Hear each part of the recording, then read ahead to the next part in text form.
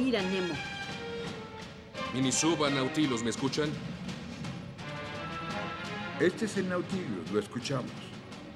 Tranquilícense, tendremos cuidado en todo.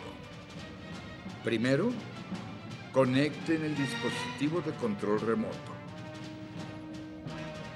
¡Conéctalo! ¡Ya! Bien. Ramírez, conéctalo. Conectado, señor. Muy bien, Nemo está conectado. Gracias.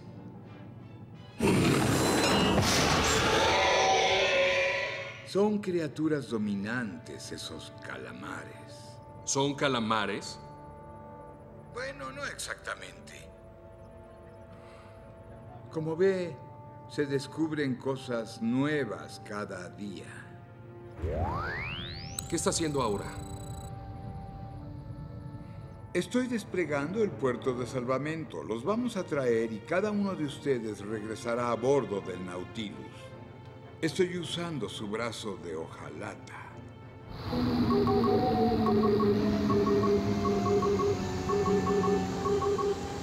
La curiosidad por conocer el fondo del mar, lo que hay debajo de la superficie de las grandes aguas que están por todas partes en nuestro planeta, ha permeado a la ficción, a la ciencia ficción y por supuesto también a la ciencia. Hoy vamos a compartir en un rato aquí en Sobre Ciencia algunas imágenes de lugares que nunca habían sido vistos directamente del fondo del mar uruguayo y vamos a conocer algunas de las especies que forman parte también de nuestros ecosistemas. Eso y muchos contenidos más en este programa que arranca, como siempre, con el salpicón de noticias científicas.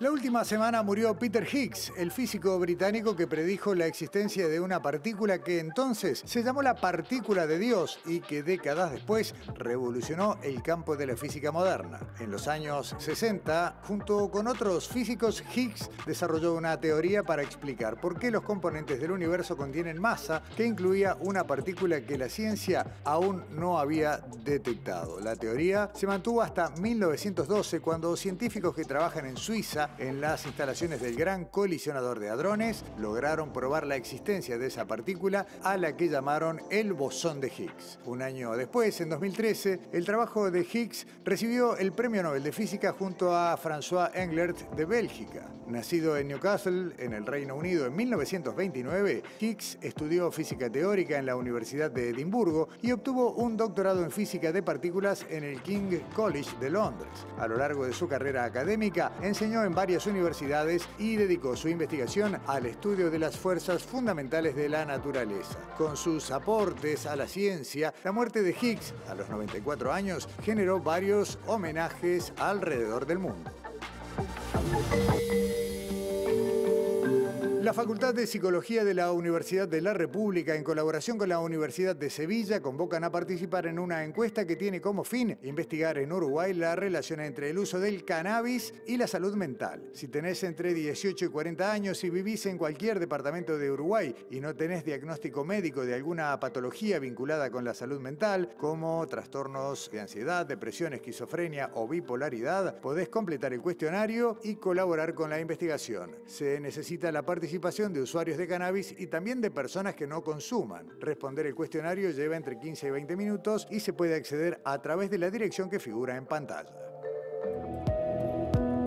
Un productor ganadero en Paysandú encontró en su campo una serpiente crucera amarilla, una característica única en una especie cuyos ejemplares suelen tener tonos marrones. Si bien primero se pensó en matarla debido a que esta serpiente es venenosa para animales y personas, el peculiar color del animal lo llevó a conservarlo y a contactar a Alternatus, un centro de cría y rescate de reptiles. Allí los expertos confirmaron que se trata de la primera crucera amarilla observada en Uruguay. Se trataría de un posible caso único de hipomelanismo o albinismo, pero a diferencia de otros ejemplares similares hallados en Argentina, la serpiente uruguaya tiene pigmentación en los ojos. Por el momento se sabe que es un ejemplar macho, que mide 78,5 centímetros y pesa 300 gramos. Mientras vive en un criadero especializado, se prevé analizar su genética y analizar si su particular pigmentación afecta o no a su veneno. Se presentó esta semana el primer certamen nacional de monólogos científicos. Esta iniciativa, presentada por la Dirección Nacional de Innovación, Ciencia y Tecnología junto al Instituto Nacional de Artes Escénicas y el SODRE, busca promover la ciencia en español en nuevos escenarios e involucrar la participación activa de investigadores y profesionales del sector. Los postulantes a participar deberán enviar un video interpretando un monólogo en español inédito que tenga como base un tema científico o tecnológico con una duración máxima de 3 minutos. La persona ganadora participará representando a Uruguay en el certamen iberoamericano solo de ciencia en Perú, con pasaje y estadía y un abono completo para la temporada 2025 del SODRE. En el año 2023, la investigadora Lucía Brignoni obtuvo el segundo lugar en ese concurso internacional representando a nuestro país. Las bases están disponibles en la página del Ministerio de Educación y Cultura.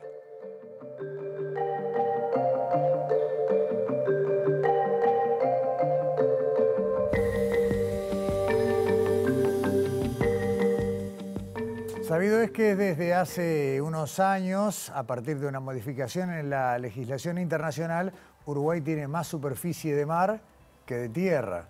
La extensión de los límites continentales hace que nos enfrentemos a un enorme país que desconocemos, el que está bajo las aguas del límite del Río de la Plata y sobre todo del Océano Atlántico. Es un trabajo enorme, los recursos como siempre son escasos, pero de a poquito se van abriendo pequeñas ventanitas. Entre otras herramientas, la llegada del ROV, del robot operado a distancia, que permite sumergirse hasta 150 metros aproximadamente, nos ha empezado a mostrar paisajes que desconocíamos. Y hemos tenido ya las primeras publicaciones científicas.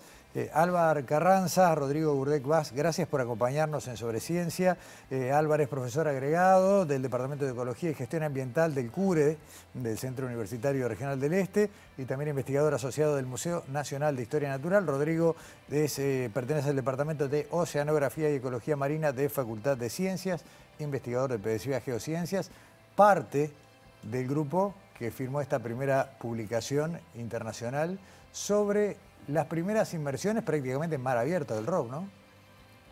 Sí, este vehículo operado remotamente había sido probado inicialmente a nivel de piscinas, en tierra, y se usó muy brevemente en la Antártida. Y no habíamos tenido la oportunidad de probarlo, digamos, en condiciones reales en aguas de la plataforma continental uruguaya. Y bueno, a fines del año pasado tuvimos las primeras experiencias piloto para ver cómo se comportaba el vehículo, qué capacidades tenía, en zonas someras de plataforma, en profundidades de hasta 30 metros. Está bien. Hay que decir, porque es importantísimo, que la ONG Mar Azul Uruguayo jugó un rol fundamental, porque uno de los problemas que hay es que tenemos el ROV, pero no tenemos embarcaciones para salir. Entonces, bueno, hubo una mediación para que Greenpeace pusiera un velero. A ver, lo estuvimos cubriendo en el último programa de Sobre Ciencia del año pasado, lo que fueron las salidas cortas, pero la salida larga fue varios días a un lugar que se llama La Restinga. La Restinga del Pez Limón. ¿Qué eso dónde está? Después vemos bien el mapa, pero ¿dónde está? Está más o menos a unos 100 kilómetros aguas abajo de Punta del Este, como quien dice, al sur. Ahí es donde termina la parte, digamos, más superficial de la plataforma. ¿A partir de allí toma más profundidad? Bueno, en realidad la plataforma continental es una pendiente relativamente suave que se extiende unas 100 millas, unos 180 kilómetros. Digamos que está a mitad de camino, todavía en zonas relativamente poco profundas. Estamos a unos 30 metros ahí más o menos, 30, 40 metros de profundidad. Estamos viendo imágenes de la Restinga del Pez Limón y del otro lugar donde hubo también inmersiones, que es el Bajo San Jorge. ¿Y qué aparece ahí? Acá lo más conspicuo son estos jardines de corales que tenemos en pantalla. Son jardines de corales blandos, como ven, son zonas rocosas que están cubiertas en su gran medida por estas estructuras que vemos con forma de dedo. De hecho, se le llama el coral dedo al Tripalea clavaria, que es un coral blando y que, bueno, digamos que nos sorprendió bastante su abundancia local. Aunque bueno recordar que unos pocos días antes la expedición Darwin 2000 había probado también un pequeño ROV en la misma zona. Y de hecho contábamos con Agustín Lobreiro a bordo, que era miembro de la ONG Che Ropitá, si logré pronunciarlo bien, que ya había tenido un acercamiento a eso. Esas imágenes no se divulgaron ampliamente, pero ya teníamos esta como esta información preliminar. La existencia de corales en aguas uruguayas, si bien no lo descubrieron en estas expediciones, no hace mucho que se había documentado, hará 10 años por ahí. Bueno, ¿O eso no? sí. ¿O hay datos anteriores? Eso relativamente hay que tomarlo con pinzas. Ajá. El primer coral duro mencionado para Uruguay data de 1870 y pico, de la expedición del Challenger, que obtiene una muestra de coral duro de profundidad en aguas uruguayas. Ajá.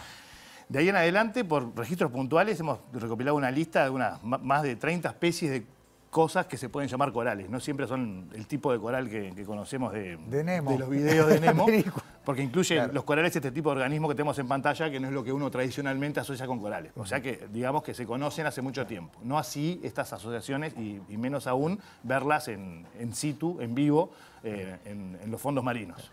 Rodrigo, además de los corales y demás, acá podemos hablar directamente de ecosistemas, ¿no? Donde hay algunas especies de peces que estamos también empezando a cuantificar y a ver por dónde andan. Sí, bueno, como decía Álvaro, estamos hablando de un ecosistema rocoso y lo importante de eso es que tenemos un fondo en el cual se pueden asentar ciertos organismos, en este caso los corales, cuyas larvas pueden desplazarse por el océano y asentarse, y todo eso empieza a dar un ecosistema, como quien dice, la base, como si fuera una especie de selva donde otros organismos, invertebrados, etcétera, se pueden empezar a acumular. Unos se comen a otros se comen a otros, y ahí aparecen los peces. Es decir, los peces aparecen también porque hay una abundancia alimenticia para ellos. Correcto. Entonces tiene un rol, digamos, funcional hacia lo que es la comunidad de organismos marinos en general. En ese sentido hay peces de diversos tamaños, especies carnívoras, especies que se alimentan más de peces, otras menos de peces. Entonces ahí como que vamos aumentando de tamaños, ya verán algunas imágenes, y bueno, eso también da alguna idea de la biodiversidad y la salud también de los ecosistemas.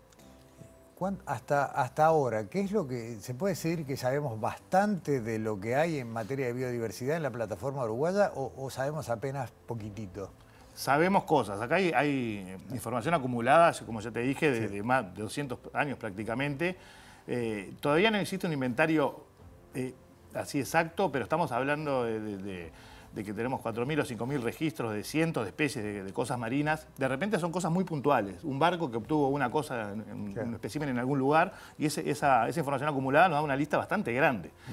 Ahora, la exploración submarina moderna, en particular usando videos submarinos, y eso es muy incipiente. Y creo que básicamente a nivel global estamos hablando de que probablemente menos del 1% de la superficie oceánica ha tenido observación directa. Hay otros métodos como el sonar de barrido lateral que permite una reconstrucción tridimensional del fondo marino, y ahí la cobertura es bastante mayor, del 30% a nivel global, y en aguas uruguayas también es bastante importante. O sea que según como uno lo mire, pero sí hay mucha información y falta, por supuesto, muchísimo más por investigar y descubrir. Claro, acá, por ejemplo, esta información se debe generar y cuantificar para definir políticas de explotación de recursos pesqueros, por ejemplo. Sí, es importante conocer que tenemos en nuestro fondo marino, que como comentaba Álvaro, es relativamente poco conocido, a nivel no solo nacional, sino también mundial. Y eso nos permite establecer qué áreas tienen más o menos diversidad, qué áreas tienen más o menor rol funcional en el ecosistema marino. Y son justamente las áreas más importantes una vez que entramos a analizar científicamente estas áreas y empezamos a evaluar y a comparar cuáles son más importantes, por ejemplo, en términos de biodiversidad o funcionalmente, son esas a las que conviene apuntar para su protección porque tienen beneficios a nivel ecosistémico. Entonces ahí es donde ya entra el tema de manejo de recursos y por ahí... Por ahí va la cosa. Yo les voy a pedir que nos ayuden. Hemos seleccionado pequeños videos donde se ven con cierta claridad algunas de las especies, ya sea de peces o de otro tipo de formas de vida. No me animo a usar palabras porque seguramente voy a decir algo. Invertebrados está bien. Invertebrados. Todo lo que no es peces es invertebrado probablemente. Gracias, Álvaro. Y que nos ayuden a ver qué es lo que estamos viendo. Si los vamos poniendo en pantalla para tener idea. Primero, bueno, los famosos corales blandos de los que hablamos recién. Por ejemplo, había unas cuantas poblaciones de peces que se veían. Sí. Los que tenemos en pantalla, a ver si... aparte pasan fugaces, ¿no? Sí, bueno, ahí tenemos sargos. Ahí vemos los sargos por esa manchita que tienen cerca de la parte de la aleta final. Ah, correcto. Sí, y bueno, que los sargos son conocidos, ¿no? Son abundantes en toda la costa uruguaya, son muy abundantes en sistemas rocosos y con mejillones. Lo que sí se descubre acá es que están asociados a todo este ecosistema de coral, además. Bien. O sea que toda esa dispersión de la que estaba hablando ocurre no solo a nivel costero, sino estamos ya hablando de en todo el mar. Bien. Uruguayo. Ahora, esto creo que es exacto. A ver qué es lo que está. Ah, acá hay algo más grande, me parece que está. No, un cardumen. ¿Este cardumen también son sargos? Ese es un cardumen de sargos. Ajá. Sí. Que anda. Me llama la atención que los peces no se espantan con el robo. O sea, el robo lo sigue y los peces no se van. Verdad, Sí. hay diferentes comportamientos. Una de las cosas que se ve es que son curiosos. Sí. La mayoría son curiosos, no se espantan. Y incluso algunos parecería que muestran un cierto comportamiento territorial hacia el robo. Ahora tenemos esta que es una esponja que llama la atención por los colores. Una esponja. Ajá. Y algo que es interesante aclarar, que las imágenes a veces no nos permiten determinar la especie de Claro. los organismos, sino que se ven colecta física y eso nos Claro. lleva a un trabajo en laboratorio con diferentes análisis anatómicos, incluso genéticos. A veces es muy difícil o imposible acercarse a la determinación. No sabemos si es una especie nueva, si ya está mencionada, Claro. a ese nivel. Pero Está es bien. claramente una esponja de un lindo tamaño. Exactamente. ¿Y eso que tiene arriba, que es una alga que se le asienta? Probablemente, Sí. viste que la definición a veces de la óptica del robo no es muy buena y como son tan fugaces las imágenes, a veces no permite dar mayor detalle de lo que estamos viendo. Está bien. Recién vimos, hay gente que me dice que ya había visto, yo nunca había visto estrellas de mar en aguas uruguayas. Bueno, tenemos muchas especies de estrellas de mar en aguas uruguayas. Básicamente asociadas a... Podemos encontrar hasta en la costa, en Punta del Diablo, o incluso en Marea Baja podemos llegar a ver estrellas de mar en Marea Baja, que son, la vamos a ver de color más grisáceo celeste que naranja. Bien, pero hay una gran diversidad de especies de gran tamaño en toda la plataforma continental. Bien. Recién se vio pasar, todavía estamos con la estrella de mar, hay algunas otras especies que van a ir pasando para que nos cuenten, porque, insisto, quien no tiene el ojo hecho, que es mi caso, uno puede decir pez grande, pez chico, cardumen. Ahí creo que va a pasar un mero, si no vi mal, ese que está ahí atrás, Ese mismo. Sí. que es justamente una de las especies que también me sorprendió. También no se habla mucho de los meros, pero tienen una relativa amplia distribución en la zona costera. Es curioso porque cuando se los analiza según una lista de conservación de la naturaleza mundial, se habla de que son deficientes en data para ser analizados, para su conservación. O sea, esa lista básicamente lo que hace es proteger a los recursos en cierto sentido y ver cuáles están más explotados o menos explotados para justamente hacer un manejo tal que sea sustentable el recurso y la economía de esos recursos y todo. Y este es uno de los meros que tiene data indeficiente y sin embargo ha sido explotado y por pesqueros ya por muchos años. Y bueno, de eso estamos ahora trabajando un poquito. Básicamente, claro, es que no hay información Claro. suficiente como para decir si la especie está en un estado de conservación preocupante o no, a esa escala, no Claro. sé, no tenemos datos. Y antes de saberlo, igual ya se lo viene explotando. Antes de saberlo, sí, hace muchos años y lo que se explota son las agregaciones de desove. Es decir, que cuando se juntan miles y miles, Claro. ahí es donde justamente pueden ir a pescar a los pescadores, que claro, hay que tener cuidado porque justamente las agrupaciones de desove son las que también hay que proteger porque son las que terminan dando mucho más individuos luego para que también sean pescados, ¿no? Y ahí anda el rayadito, que no sé qué es. El rayadito, si A ver, justo pasó. me imagino que es un turco. Ahí está. Que esos también son bastante abundantes. Todos fueron relativamente abundantes, el Bien. sargo, los turcos, que también se los encuentra también asociados con los meros, sobre todo en la zona también de arrecifes rocosos de Argentina, también se los ve en agrupaciones con los meros. Y como te decía, los meros son uno de las especies más grandes que se ha visto de peces. Estos llegan a medir unos 60 centímetros más o menos, pero también registramos uno que es un mero brasilero, que ya es más grande. Y bueno, eso es lo que te comentaba, también da una idea de la cantidad de alimento que hay en un ecosistema para que esos peces puedan estar y sobrevivir, ¿no? El trabajo que ustedes publican en el paper, en definitiva, lo que dice fundamentalmente es que hay que seguir conociendo para cuidar y preservar. No creo que ese es el objetivo fundamental. Decir, bueno, acá probamos que hay cosas que vale la pena cuidar, que las podemos ver y hay que avanzar. Creo que esa es la gran conclusión, ¿no? Esa es la gran conclusión. Quizá el objetivo principal era ver qué tanto podíamos decir desde el punto de vista técnico con el uso limitado de este aparato, de este ROV, en condiciones climáticas precarias, de madrugada, con pilotos poco experimentados y en la primera salida ¿no? Claro. ¿Qué tan útiles eran estas imágenes como para determinar ciertas cosas? Y bueno, lo que claramente se puede ver que se puede establecer con cierta categoría que esta es una zona que presenta ecosistemas marinos vulnerables o ecosistemas que potencialmente podrían ser considerados como ecosistemas marinos vulnerables por varios criterios que examinamos en el trabajo, de hecho. Ahí estamos viendo en pantalla mientras conversamos al propio Rob cuando se lo manipula en superficie y antes de bajar al agua. Recordemos, se empezó a probar en el 2021, si no me falla la memoria, y como decías vos, en una piscina. Tuvimos el placer en Sobreciencia de estar en esas pruebas, de estar en la primera salida en el velero y bueno, de estar presentando estas imágenes. Uno puede decir que antes ninguna persona había visto estos paisajes. Bueno, yo te hice la salvedad que la expedición Darwin 2000, como unos días antes, había también con un ROV más pequeño, había tenido una cierta visión de esto. Así que bueno, esa salvedad. Pero creo que el público en general, sin duda, claro, es la primera vez que se pone a esto, a filmaciones con relativa calidad de estos ecosistemas de nuestro fondo marino. Alba, Rodrigo, en el último minuto, ¿cómo sigue esto? Porque este es un primer paso.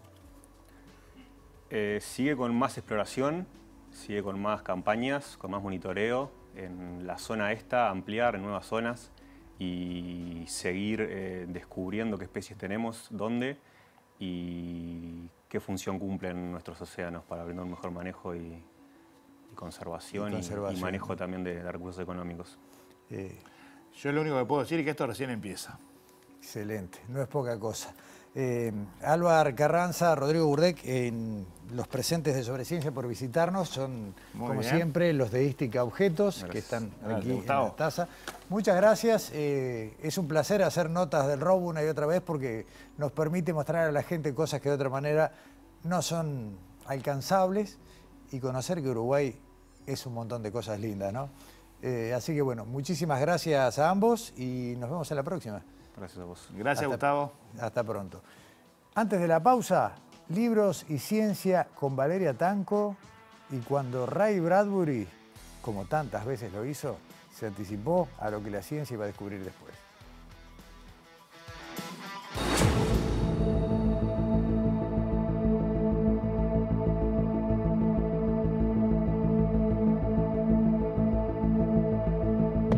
¿Sabían que desde la ficción Ray Bradbury de alguna manera anticipó el efecto mariposa?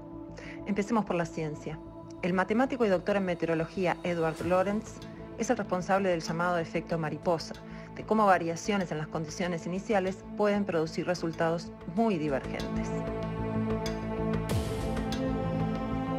Su aporte fue pionero en la teoría del caos y en la identificación de sistemas no deterministas. Luego de más de 2 décadas de trabajo, en 1972 llegó el punto alto de divulgación, con un artículo presentado en un congreso que llevaba el sugerente título: Predictibilidad. ¿Puede el aleteo de una mariposa en Brasil provocar un tornado en Texas?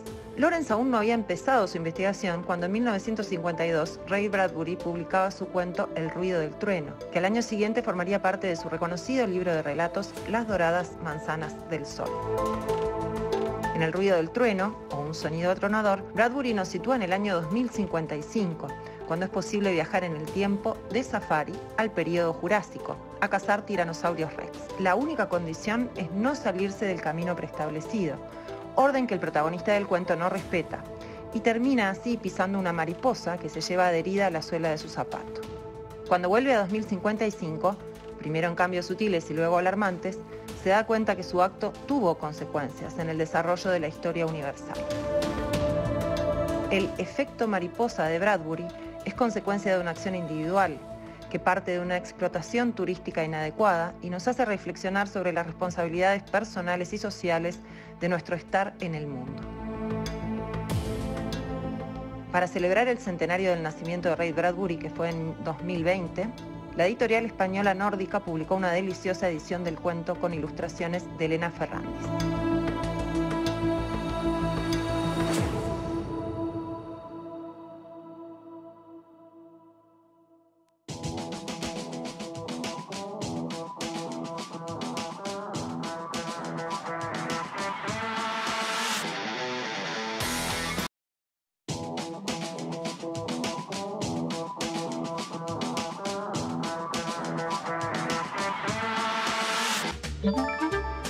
Presenta FENAPES. Hagamos un trato por la educación pública.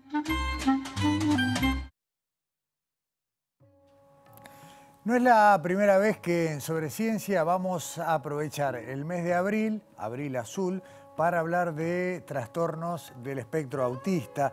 Alexandra Perrón estuvo trabajando en este tema, preparó un informe sobre un proyecto de grado de una estudiante universitaria de diseño, perfil textil, y esta investigación que tiene este corolario en el trabajo que vamos a compartir, tuvo una mirada, por un lado, por supuesto, inclusiva y de alguna manera también tiende a visibilizar a las personas con el trastorno del espectro autista.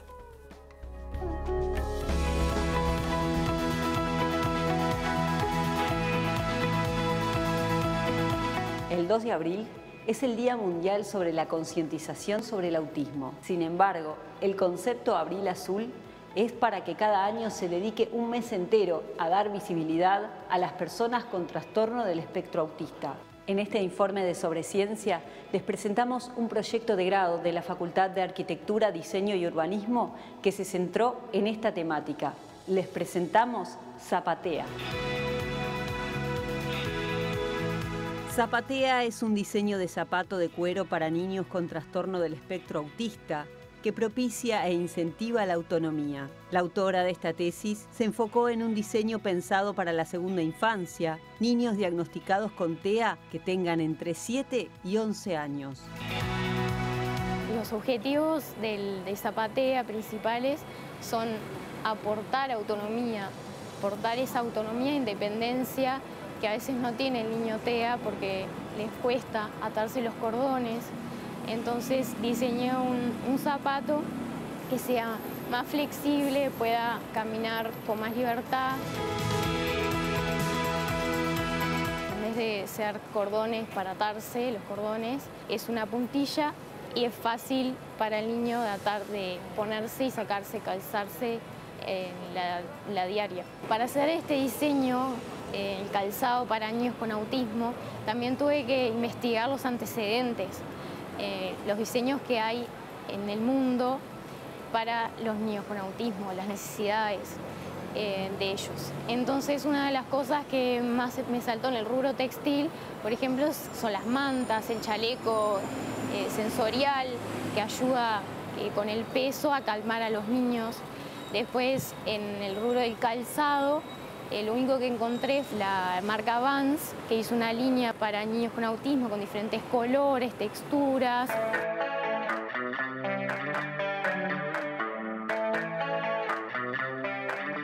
Sobre los colores, encontré que los colores pasteles los relajan bastante y hablando también con los padres, los colores primarios les gustan mucho.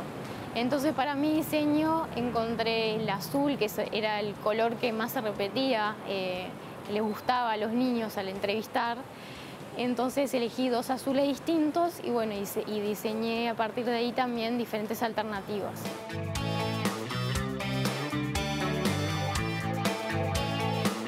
El diseño del calzado para los niños con autismo lo diseñé con una zapatería botería Damino.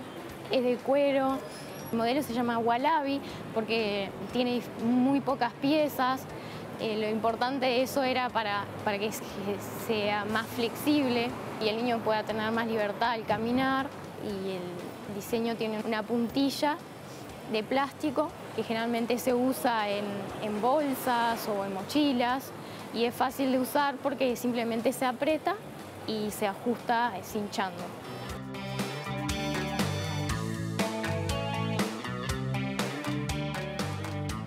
Bueno, como destacaba Ximena, el diseño de este calzado fue posible gracias al apoyo que se recibió de la zapatería botería Damino. Hay que aclarar, es importante, que Zapatea es un proyecto de grado y no fue pensado para la venta, es un proyecto de fin de carrera. Esto no tiene todavía, y digo todavía porque tal vez sí lo tenga en un futuro, una salida, una forma comercial. Sí podemos ver, en este caso, el resultado de un trabajo de investigación aplicado a la problemática de los trastornos del espectro autista. Compartimos la segunda parte del informe de Alexandra Perrone.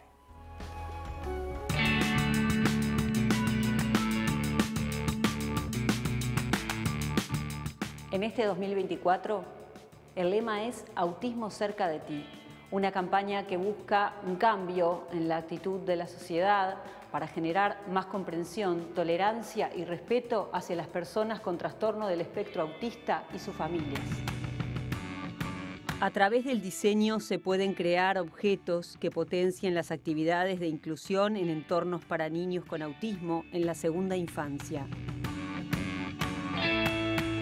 La ergonomía siempre está en el diseño y en el caso de Zapatea fue importante tener en cuenta la biomecánica de la marcha, los tipos de pie y cómo y dónde se distribuye el peso del cuerpo para que sea un producto fácil de usar, eficiente y cómodo. Lo que contempla el zapato, el calzado Zapatea, es todo el tema del área motriz y el área personal social. El área motriz es toda la parte de la coordinación, la aprehensión fina, la coordinación entre el ojo y la mano. Y después el área personal social es toda la parte de la expresión de emociones que le dificulta a los niños. El zapato es talle 34. Es flexible por el modelo, que tiene menos piezas, y al ser de cuero aísla el frío y absorbe la humedad. Además, cubre todo el pie. Si bien el modelo es mejorable, Zapatea tuvo resultados exitosos. Probé el diseño del calzado con niños de la edad y fue un éxito realmente. Los niños se podían descalzar fácilmente, se lo podían poner fácilmente también. El trastorno del espectro autista es una afección del neurodesarrollo que comienza a manifestarse en los primeros años de vida. Afecta al 1% de la población mundial y puede conllevar grandes dificultades en diferentes esferas de la vida de la persona, siendo su principal característica la dificultad en la interacción social.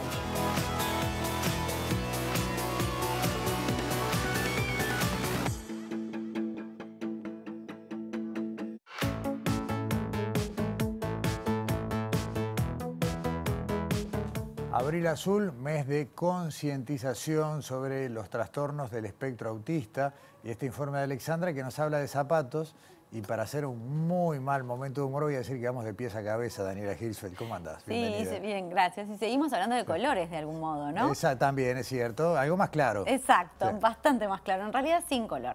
Vamos a hablar, vamos a traer de nuevo este año un tipo de informes que presentamos el año pasado que tiene que ver con los mitos, esas cosas que repetimos, esas creencias, esas afirmaciones que vienen a veces de generación en generación y que repetimos y no sabemos en realidad si tienen algún tipo de fundamento científico.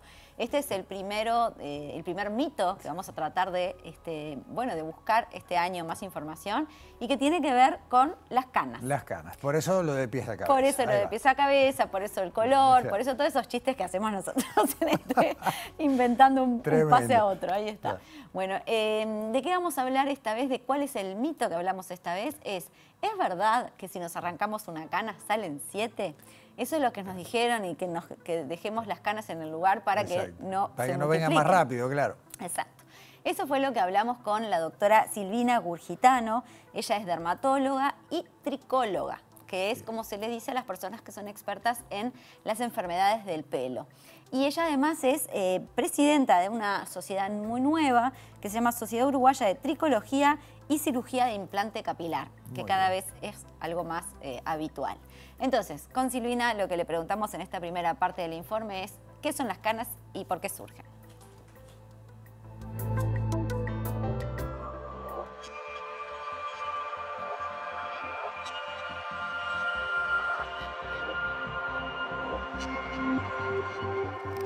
Bueno, las canas o pelos canos no son más que esos pelos que han perdido su capacidad de producir melanina, que es un compuesto que es lo que le otorga el color al pelo. Y una de las funciones de una parte del folículo piloso donde nace el pelo es producir la melanina. Y esto se va deteriorando con el paso de los años por diferentes factores que pueden tener que ver con el estrés oxidativo, que le llamamos nosotros. El estrés oxidativo va a condicionar lo que es el envejecimiento cronológico a través de los radicales libres del oxígeno. Por eso nosotros tomamos antioxidantes. Y va a ir deteriorando la función del melanocito, que es la célula que produce la melanina. Por otro lado, también hay otros factores, como pueden ser el tabaquismo, el alcohol, factores hormonales, que hacen que esta función también vaya deteriorándose. Y esto cambia lo que es la química en el pelo y estas células se ven afectadas de esta manera y van dejando de producir la melanina, generando un pelo que, además de tener pérdida de color, porque nosotros le llamamos por eso cana o pelo cano, además de eso es un pelo que tiene una estructura diferente. Es un pelo mucho más rígido, más grueso, que se sostiene menos y que además no tiene color.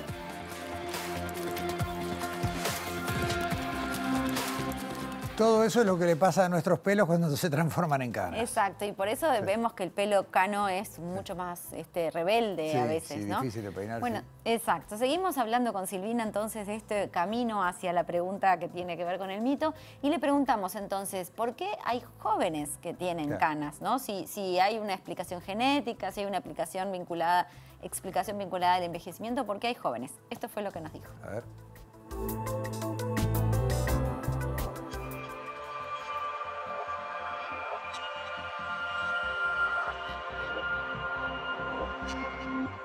Hablamos de encanecimiento precoz o canicie precoz cuando la persona tiene menos de 20 años en los caucásicos y menos de 30 años en pacientes afrodescendientes.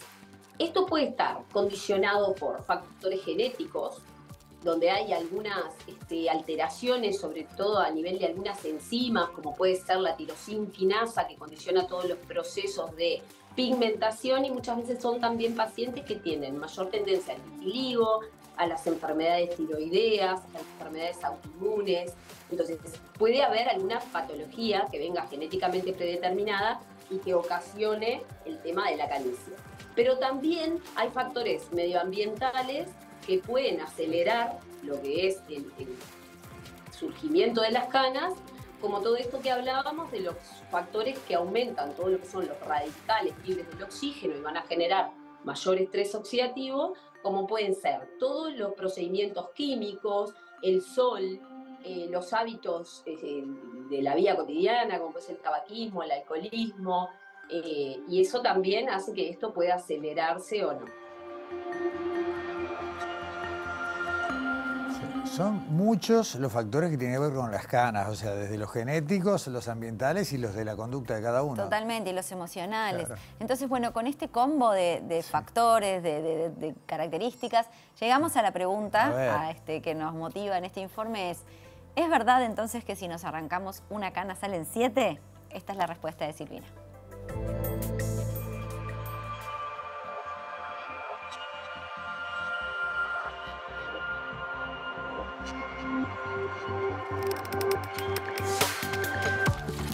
En cuanto al arrancamiento de las canas, que es una pregunta muy frecuente que me hacen, a veces me dicen, si me arranco una cana, ¿me salen más canas? En realidad no hay información científica que diga que esto podría ser así. Yo soy muy respetuosa de lo que son las observaciones, creo que toda investigación científica siempre proviene de una observación que alguien hace y que genera a través de eso una hipótesis. Y la verdad es que me he quedado pensando en esta pregunta y yo creo que sí, si uno empieza a pensar cómo se producen las canas y cómo ese estrés que se genera a nivel del cuero cabelludo y el estrés neurogénico que producen, por ejemplo, los estados emocionales y el estrés emocional que hacen que la química dentro del folículo piloso cambie, pienso que uno al arrancar la cana también está generando de alguna forma un estrés por un traumatismo en ese sector del cuero cabelludo. Entonces, quizá esa observación que viene de nuestros abuelos, no sé, que decían te arrancás una cana y te salen 7, pueda llegar a tener su razón de ser, no sé si 7, pero quizá pueda salir alguna cana más, aunque no esté científicamente demostrado de que esto es así. Me quedó clarísimo algo. No arranque las canas por las dudas, déjala quieta. Por las dudas no nos Claro. arranquemos. Y si no, organicemos un estudio y arranquémonos canas durante un tiempo y Está veamos bien, a un ver si muestreo, nos no es mala salen mal. idea, no es mala idea. Pero lo cierto es eso, que no existen estudios científicos, entonces no se puede probar, pero por supuesto es lo que ella dice. El estrés emocional de que le salgan canas a una persona, por más mínimo que sea, el traumatismo mecánico que Claro. genera el hecho de arrancar una cana, seguramente son factores que pueden influir en un daño al cuero cabelludo. Y eso es lo que hay que cuidar, la salud en todos sus términos. Daniela, muchas gracias. Hasta la semana que viene. Hasta la semana que viene. Nueva pausa en Sobre Ciencia. A la vuelta seguimos en la cabeza, pero del lado de adentro, porque vamos a hablar de neurociencias. Presentó FENAPES. Hagamos un trato por la educación pública.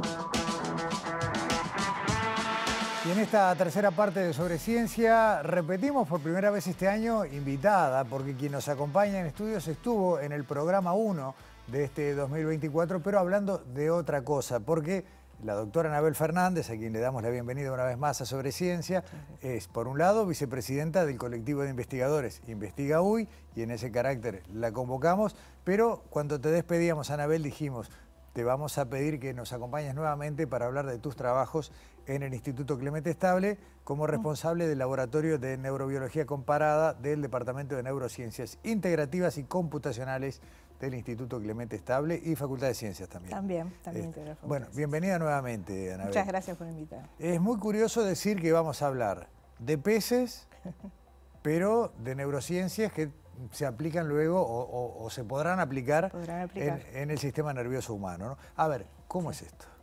Bueno, nosotros hace años que trabajamos en un modelo biológico muy interesante, que son peces anuales autóctonos que viven en nuestro territorio, en charcos temporales que se secan, y cuando se secan los charcos, los peces dejan los huevos embrionados en el barro. Ellos resisten el verano sin agua, y luego cuando los charcos se vuelven a llenar, las lluvias hacen que estos peces nazcan. Entonces fue muy interesante el descubrimiento, porque se pensaban que los peces venían de otro lado, pero los peces estaban ahí en el barro, y lo interesante entonces es que tienen todo su sistema adaptado a un ambiente extremo, a un ambiente de clima extremo, y todo entonces su ciclo de vida, que transcurre en apenas 8 meses, tiene, digamos, para nosotros es como una película rápida de lo que pasa en el sistema nervioso, y nos sirve como modelo para ver cómo es la plasticidad de ese sistema nervioso. Excelente. Lo que estamos viendo en imágenes tiene que ver con el lugar, en el bioterio, de que en el Clemente Estable funciona, donde ustedes, bueno, crían los peces con los que van a trabajar posteriormente. O sea, podemos reproducir eso que pasa en la naturaleza, en el acuario, en nuestro laboratorio, y eso nos da ventajas también adicionales como modelo experimental, para conocer bien el desarrollo, la edad de estos peces y poder ver la trayectoria de lo que pasa con la génesis de nuevas neuronas en peces ya adultos, digamos. Bien.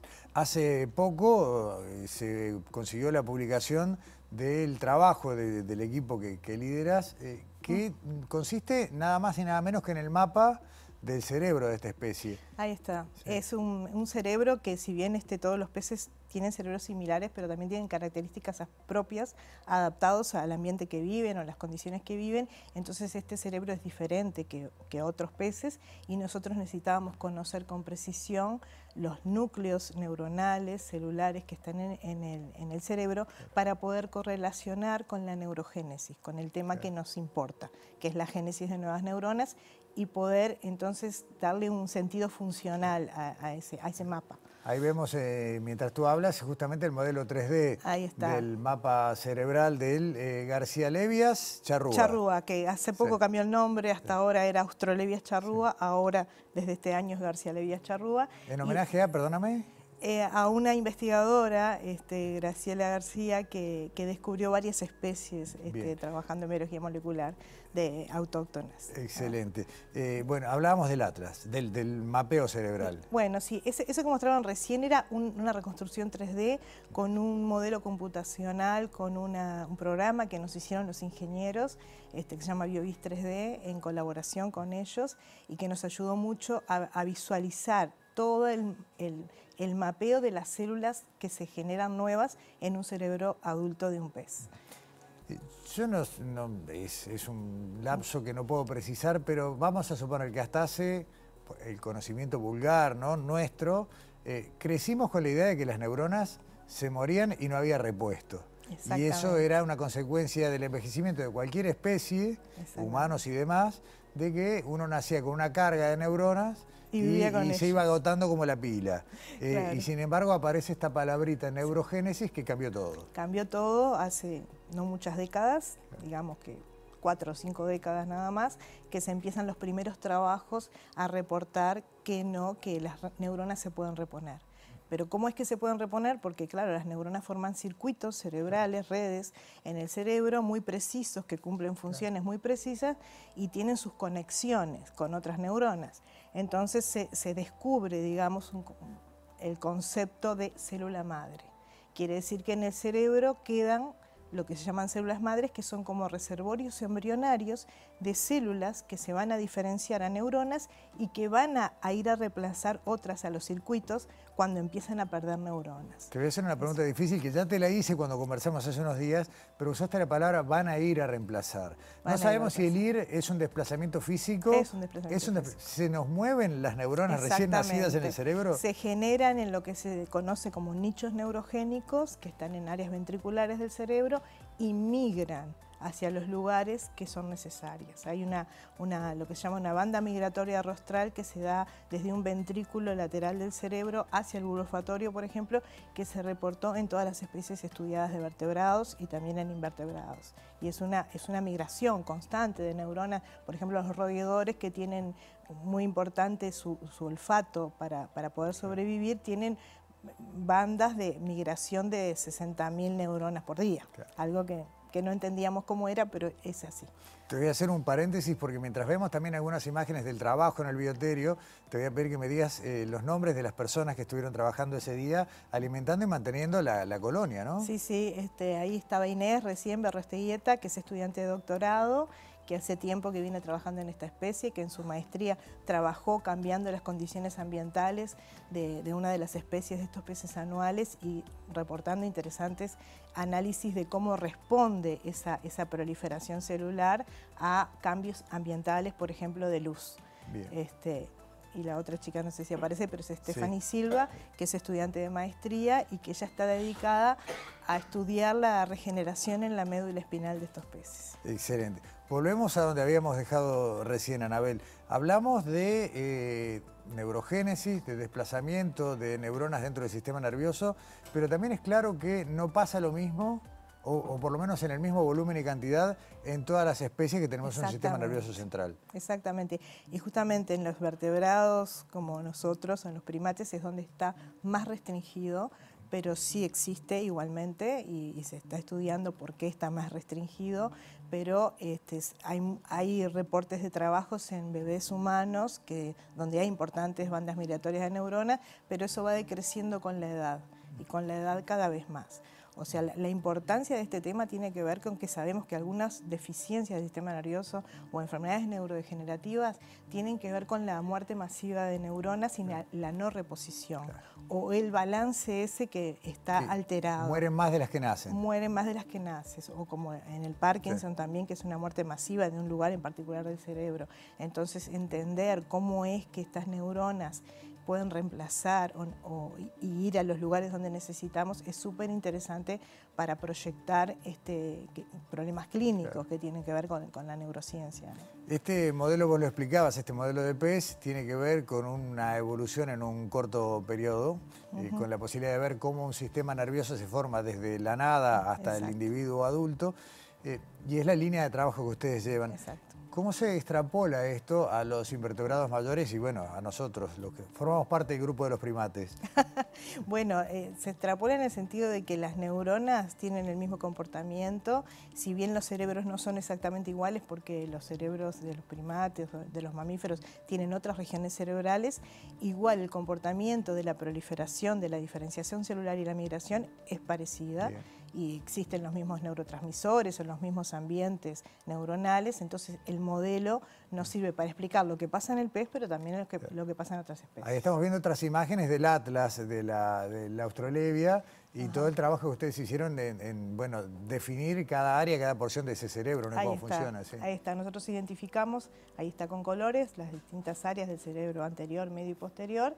Eso es en el volumen del cerebro, así se ve el cerebro, que también encontramos algunas diferencias en cerebros. Vieron que ahí tiene dimorfismo sexual, ¿no? El macho es más colorido, la hembra más parda, y también estamos entrando a estudiar algunas diferencias que pueden haber entre los sexos, digamos, entre hembras y machos. ¿Cómo sigue esto, Anabel? Porque mapearon el cerebro, lo definieron, están avanzando. Creo que es un avance global, ¿no? Hay una interacción entre grupos de todo el planeta porque las neurociencias hoy son clave y hay un montón de teorías también que están esperando demostrarse. Claro que sí. Bueno, esto sigue, lo interesante de este modelito, a diferencia de otros modelos que hay en el mundo que se usan, es que nos da la rapidez de la neurogénesis. Hay una neurogénesis muy rápida.